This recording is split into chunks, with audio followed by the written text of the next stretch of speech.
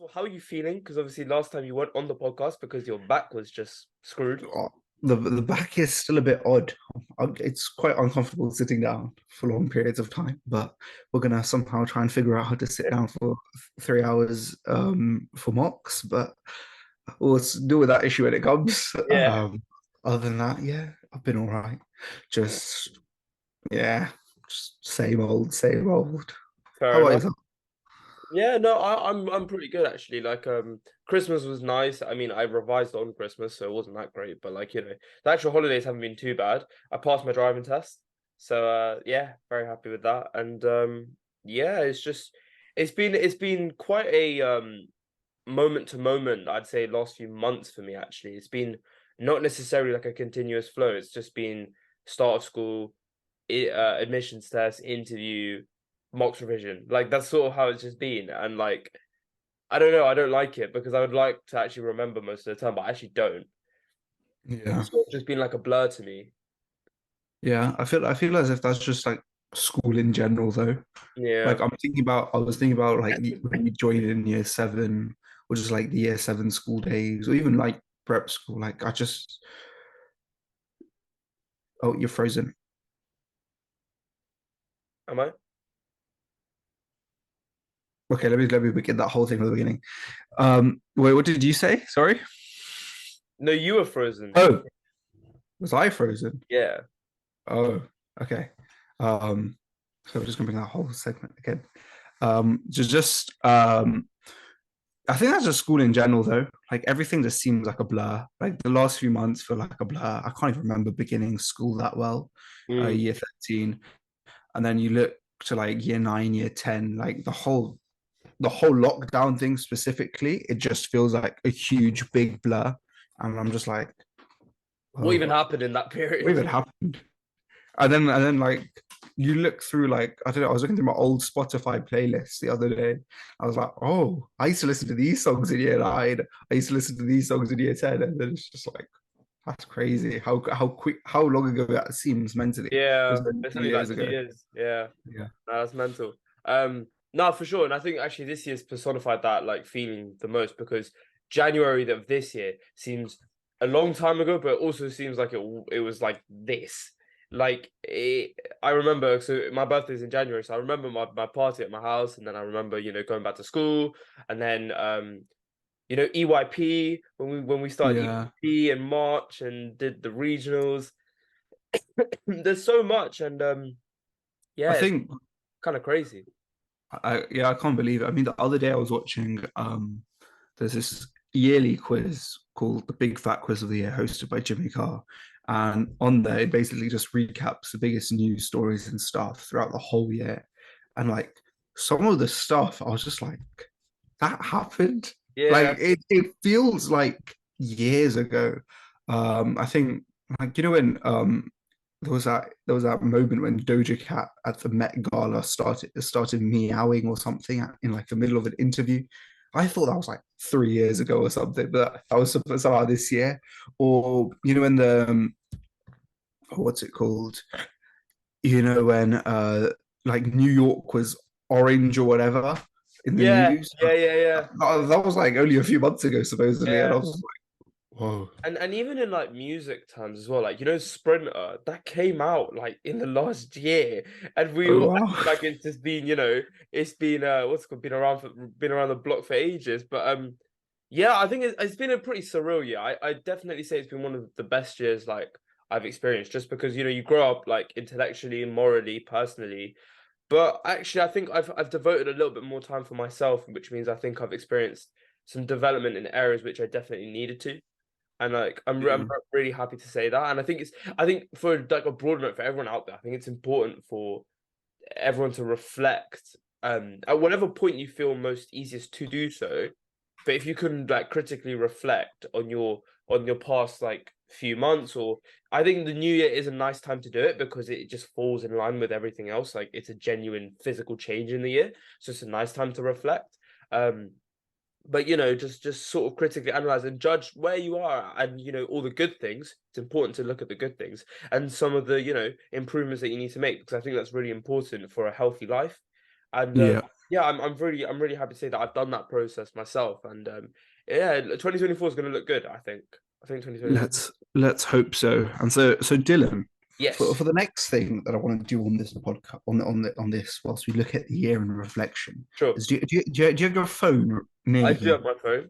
Okay, so I'd like you to open your camera roll, and basically, Oh, what so I want to do is basically we'll go in different. We'll take turns. I'll do January, you do February, and we'll have we'll just scroll through some photos and discuss our yeah. favorite memory from each month very All right. briefly, if that makes sense. Yeah, yeah, no, for sure. Okay. Um, and so to begin with, in January of last year, um, I'm going to say my favorite memory was going to Parliament. When we had a politics trip to Parliament, which was very fun. Met Hilary Benn, who's a son of Tony Benn. For all those avid politics students out there, you know who Tony Benn is, infamous Labour MP. And yeah, so I think that Parliament trip was very interesting. It was very fun as well. So Yeah. I'd say Uh, that would be my so favorite memory. I'm doing February. Yeah, Well, I think there's only one thing for February, which is our US trip. Uh, yeah. I'm looking through and I'm just seeing all the Rockefeller building photos. Um, Arian asleep on the coach. Um, Columbia University. Oh, Yeah, US, that was an incredible trip. So for those who don't know, we went on a trip to New York and Washington DC, stopping off at Gettysburg as well. And it was a history and politics trip, and it was probably one of the not one of the best school trip I've ever been on, and probably one of the best like trips I've ever been on. The amount I learned, but also the amount we bonded as like friends and friendship group together was just incredible. Got my first ever taste of Prime. That was quite interesting. Uh, and it uh, was interesting. Cheesecake Factory was interesting as well. So yeah, no, definitely. That was Feb. What was March? March, I would say.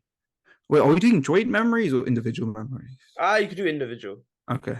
No, but like it was joint anyway. It'd probably be EYP. I think doing Mm, EYP, we did it on the 3rd of March, and that was a very fun opportunity. We debated. I mean, we didn't really debate. It was just more just hanging out with your friends for a day and not going to school. So yeah, that was pretty fun. yeah. Um, Surprisingly enough, I don't have anything in my camera roll from April. I got history notes. Um, Fair, fair. You know what? Dedicated to the grind. Love it, love it. yeah, yeah. Oh, we went to that place in near Oxford Street in April together. You know that church? I think it was called a Mercato Oh, the one with where it's like a Ajan. restaurant inside a church. Yeah, with Oh lots of yeah, different yeah. restaurants. Yeah, That one was of me, the you, Ajan, wasn't it? yeah, Oh yeah, yeah. That was the day after our mocks had finished. yeah, That's sick. That's sick. Sure, I can tell you what I got in May. I got our DV practice expedition. For those of you who can see, this is the photo. It's a bit crazy. Um, yeah, that's DV practice expedition. That was actually quite fun. Um, and then what have you got? June mocks. Oh, what a time to be alive! No sports day, I think, for June. That was.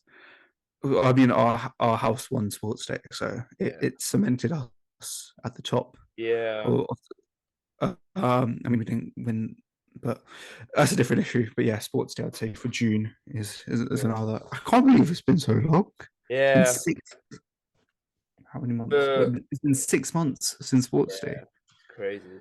For July, I've got the final day of school. That was incredible. We just we went out to Hyde Park and just basically just messed around. It was such good fun.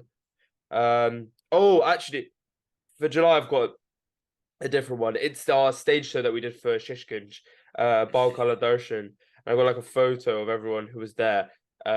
Yeah, this was sick, sick event. Raised a lot of money as well, which was really good. Yeah. August, I'd say our DOV expedition, the actual thing. We did our practice. Now was the real thing. That was interesting. I think let's just say we had one guy in our group. Who I don't know probably if I've told the without him we story. wouldn't have survived. Yeah, I mean, he carried me, Manav, and Dylan on his back, and the instructor, and the our assessor on his back. I mean, Yeah, he had great. He knew how to read a map. We just went in there blind. for sure. Uh, Yeah. What else have I got? I mean, for me, August was probably my best month, like overall, because I had my summer school at the John Locke Institute. That was just incredible. Then obviously we had DV, and then I had JGS because you were ill, and that was like fantastic because that was an event that my brother helped really organize. So that was really nice to see. And then I went on holiday, in August, so I went to St. Lucia, and that was incredible. Just the weather so much better. Anyway, that was August. September, what have I got for September? I think September I've got European Youth Parliament. We went to the yeah, national final. same.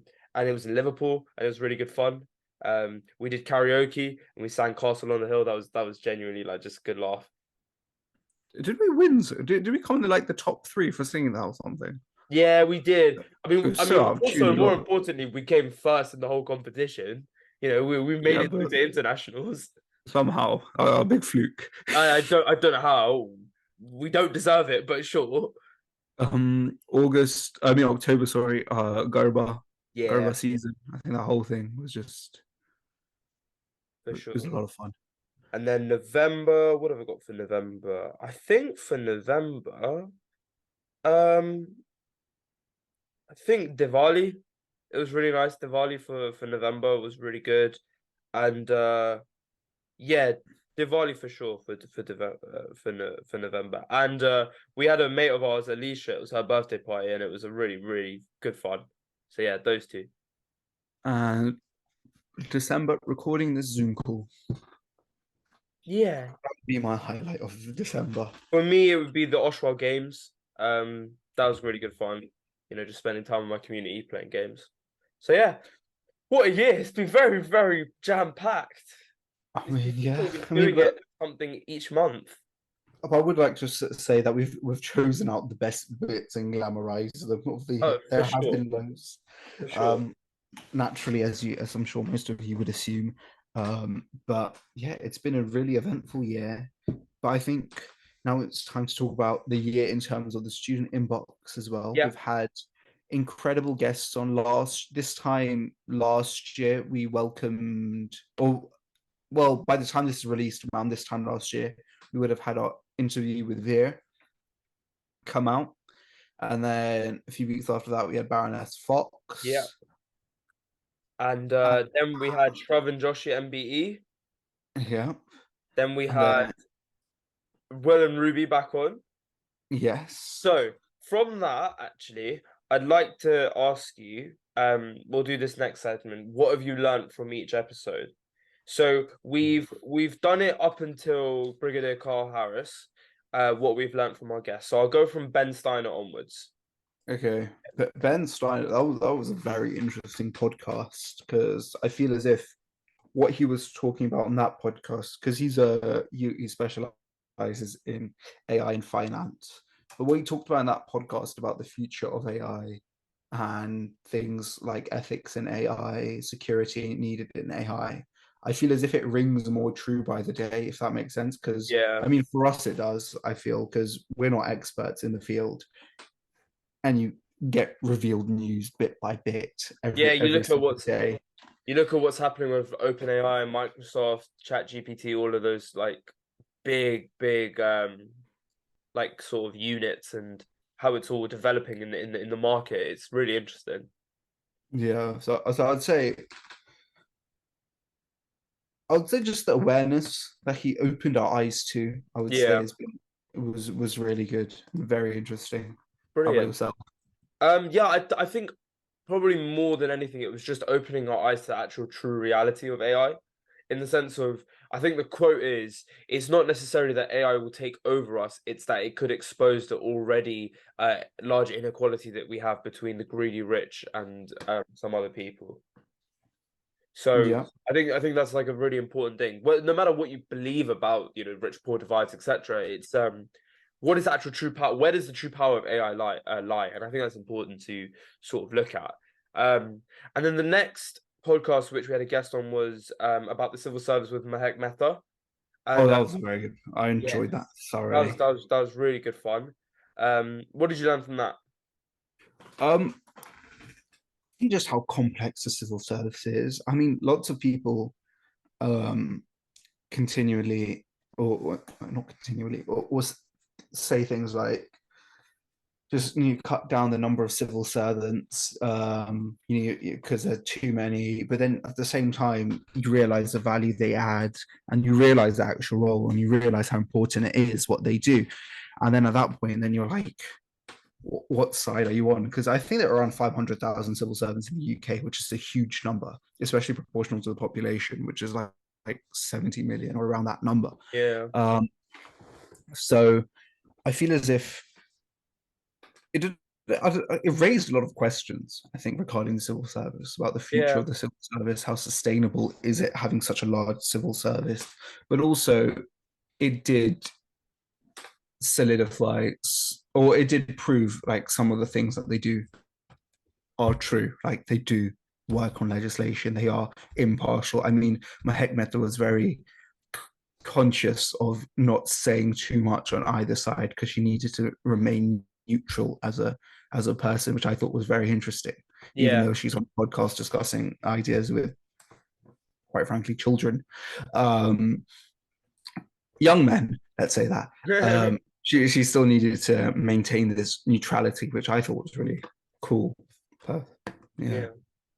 No, definitely. And I think actually picking up on that point of sustainability, so we also sort of shifted the conversation to her general interest in sustainability and sustainable environments, etc. And it was really interesting to see the green initiatives that she's putting out in central London, around Liverpool Street. And I look forward actually in the new year to going and seeing some of those things and seeing what it looks like, and what sustainability looks like in the future. So the next podcast was with Rupert Short. This is probably my personal favorite of this year. I'd say this, along with Baroness Claire Fox, are my two favorites because religious and political conflicts is something I'm always really interested about. And then the way that we talked about exploring yourself and your inner spirituality was really cool. So I guess like for me, the one thing I learned was in a religious context, do we really have legs to stand on when commenting on certain conflicts that are occurring out in the world, today, or is it truly okay for us as young people, as much as we like to be active and use our voice? There's a point where we also need to realize that we are not well read or well learned on the situation to be able to give a truly well valued opinion. So sometimes it's about taking that time to actually do the research yourself before giving your opinion. Yeah, I completely agree. I do think Rupert Short's podcast was an extremely interesting one. I mean, what I think I remember most is his argument for God, or he likened God to like sound. I think it's something that you can't see, but it's always there. If that makes sense. I think it was sound. I think Uh, what he said was in terms of you should treat God as if you're in someone else's house, mm, which was like with God, you're there and you're experiencing all of their magic. So when you're in someone's house, you're there as a guest, but you're experiencing all of their virtues and their magic. So you should be treating the world as such. So for example, you should be treating God as such, as if you're in someone's house. yeah, Something like and that. so Something that was a very interesting conversation. I mean, he obviously talked a lot about Richard Dawkins, and he believes he proved Richard Dawkins to be wrong, uh, to be false. His arguments against the existence of God, um, and yeah, I think that was a really interesting one. I think we explored a lot further. I think in the future of this podcast, I feel as if we can get more theologians on, because I think religion is something that's very interesting to young people. People mm, often you grow up around it, which is different to other things like sport. Some people don't. Some people grow up in sport households, and some people don't have anything to do with sport.